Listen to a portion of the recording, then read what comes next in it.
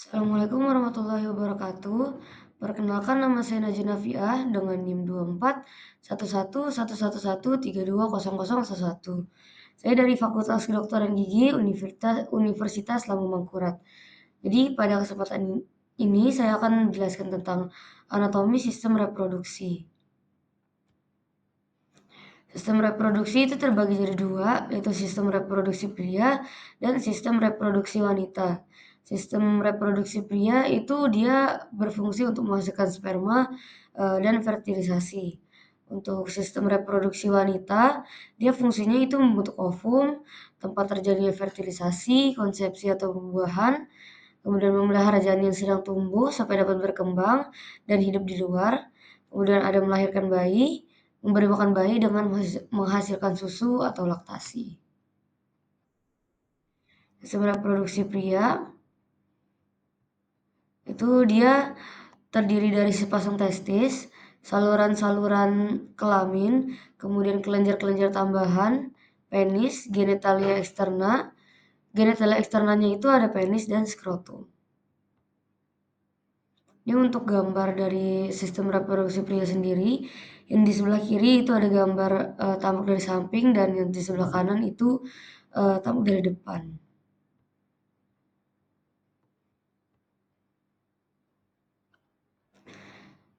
Jadi alat reproduksi pria itu ada testis, dia kelenjar kelamin, kelenjar kelamin penghasil sperma dan hormon testosteron. Dia berbentuk oval dengan panjang sekitar 4 sampai 5 cm dan diameter sekitar 2,5 cm. Kemudian itu sistem reproduksi pria itu tadi ada tunica albuginea, tubulus seminiferus, ductus efferens, epididymis, dan ductus deferens. Untuk tunica albuginea itu adalah kapsul yang membungkus testis yang merentang ke arah dalam yang terdiri dari 250 lobulus.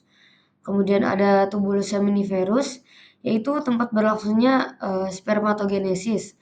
Di dalamnya terdapat sel Sertoli yang berfungsi memberi nutrisi kepada spermatozoa, pembentukan hormon testosteron dan estrogen. Kemudian ada ductus efferens. Ductus efferens itu ada saluran sperma dari tubulus seminiferus ke epididymis. Kemudian epididymis itu ada saluran yang panjang sekitar 4 sampai 6 meter sebagai tempat pematangan sperma. Dia menyimpan sperma sampai dengan 6 minggu. Kemudian ada ductus deferens, yaitu saluran sperma dari epididymis.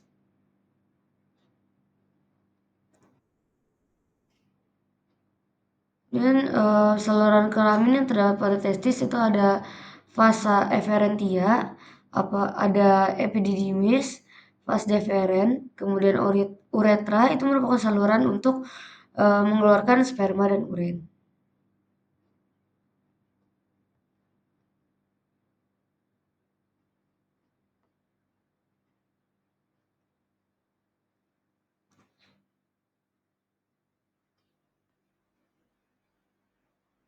Jadi tadi untuk vesica seminalis tadi ada kelenjar tambahan ya.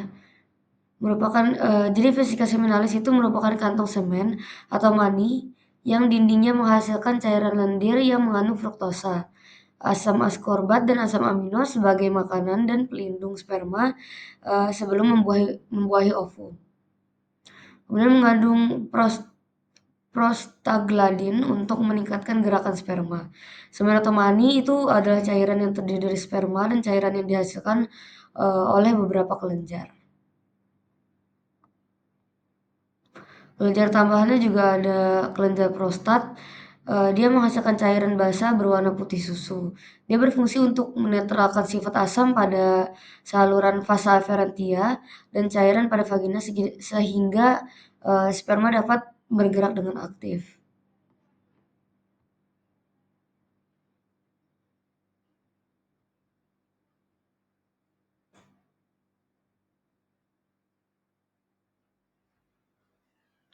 Kemudian ada hormon pada reproduksi pria. Dia ada hormon testosteron, hormon FSH, dan hormon LH. Untuk hormon testosteron itu dia diproduksi oleh testis. Fungsinya itu meningkatkan pertumbuhan dan perkembangan genitalia laki-laki, kemudian bertanggung jawab atas pendistribusian rambut yang menjadi ciri khas laki-laki. Kemudian ada pembesaran laring, penebalan pita suara, meningkatkan ketebalan dan tekstur kulit menjadi lebih gelap dan kasar, meningkatkan aktivitas kelompok keringat dan kelompok sebesea, serta terlibat dalam pembentukan jerawat. Kemudian meningkatkan massa tulang dan otot, meningkatkan laju metabolik dasar, meningkatkan jumlah sel darah merah, dan meningkatkan kapasitas pengikat oksigen pada laki-laki. Untuk hormon FSH dan LH, dia FSH itu atau follicle stimulating hormone, dia memiliki reseptor pada sel tubulus seminiferus dan diperlukan dalam spermatogenesis. Untuk LH atau luteinizing hormone itu sebagai perangsang sel interstial pada laki-laki.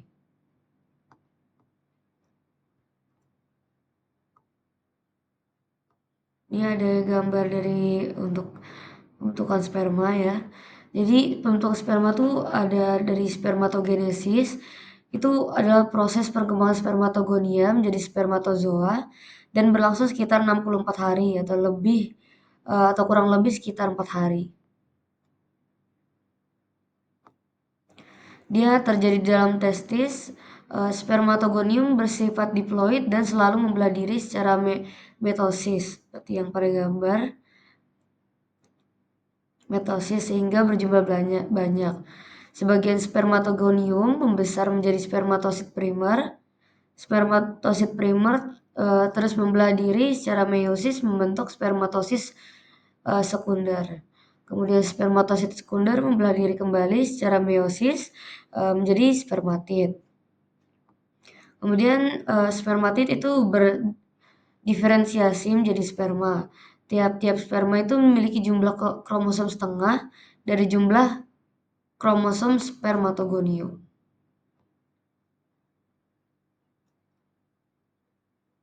Kemudian ini ada sperma matur.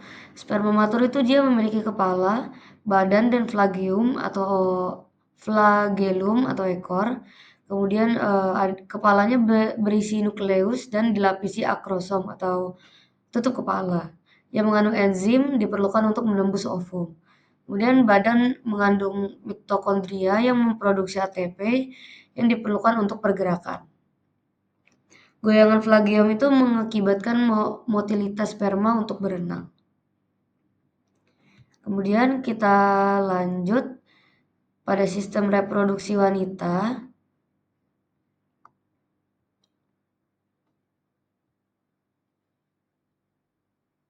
Ini gambar untuk sistem reproduksi wanita.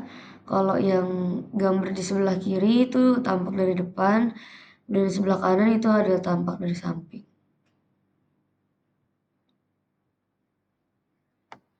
Jadi alat-alat reproduksi sistem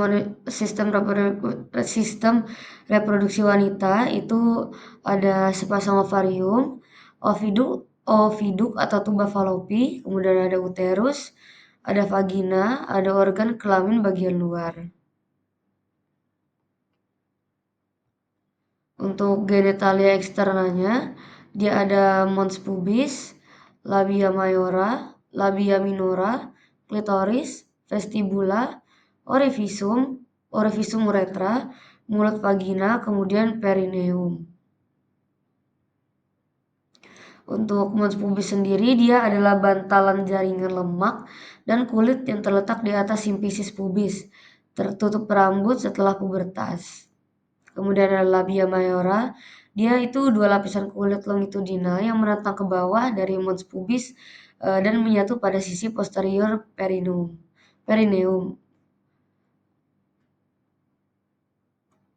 Kemudian ada labia minora, yaitu lipatan kulit di antara labium mayora. Dia mengandung kelenjar sebasea dan beberapa keringat. Kemudian ada klitoris, dia analog dengan penis, dia sama seperti penis pada pria, mengandung banyak ujung saraf dan sangat sensitif. Kemudian ada vestibula, itu dia vestibula ini area yang dikelilingi oleh labia minora yang menutupi mulut uretra, mulut vagina, dan ductus Bartolini. Kemudian ada orificium uretra, yaitu tempat keluarnya urin dari kandung kemih. Kemudian ada mulut vagina atau vaginal entrance, itu terletak di bawah orificium uretra. Kemudian di dalam mulut vagina itu terdapat himen, suatu membran yang bentuk dan ukurannya itu bervariasi. Dia himen ini melingkari mulut vagina. Kemudian ada perineum, yaitu kulit antara pertemuan dua lipatan labia mayor dan anus. Kemudian ini ada alat alat reproduksi wanita, itu ada ovarium atau indung telur, kemudian ada oviduk atau tuba falopi, kemudian ada uterus atau rahim, kemudian ada vagina. Untuk ovarium sendiri atau indung telur, dia merupakan kelenjar kelamin yang memproduksi ovum atau sel telur, dan menyekresi hormon estrogen dan progesteron. Dia panjangnya sekitar 3-5 cm, lebarnya sekitar 2-3 cm, dan tebalnya sekitar 1 cm, kecil banget. Jaringan ovarium itu tersusun dari medula ovarium, mengandung medula ovarium tadi mengandung pembuluh darah dan limfatik, serabut saraf, sel otot polos, sel jaringan ikat. Kemudian ada korteks, dia merupakan lapisan stroma luar yang rapat. Dia mengandung folikel ovarium. Kemudian ada uterus atau rahim. Uterus atau rahim ini tempat berkembangnya embrio. Selama kehamilan, volume uterus itu mampu mengembang hingga 500 kali. Ukuran saat tidak hamil itu panjangnya sekitar 7 cm, lebarnya sekitar 5 cm, dan diameternya sekitar 2,3 cm. Bagian-bagian uterus itu ada dinding uterus. Dinding uterus itu terdiri dari perimetrium atau luar, kemudian ada meometrium bagian tengah, kemudian endometrium itu bagian dalam. Kemudian bagiannya tadi lagi ada fundus. Fundus itu terletak di atasnya uterus. Kemudian ada cervix atau leher bawah. Kemudian untuk vagina, dia itu merupakan organ kopulasi dan sebagai jalan keluar bayi pada proses kelahiran. Untuk ukuran vagina sendiri dia bervariasi. Panjangnya sekitar 8-10 cm. Vagina ini menghadap uterus.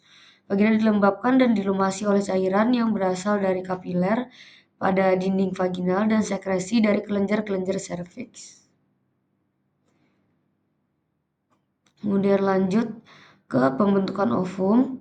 Dia pembentukan ovum ini atau bisa disebut oogenesis. Dia terjadi dalam ovarium.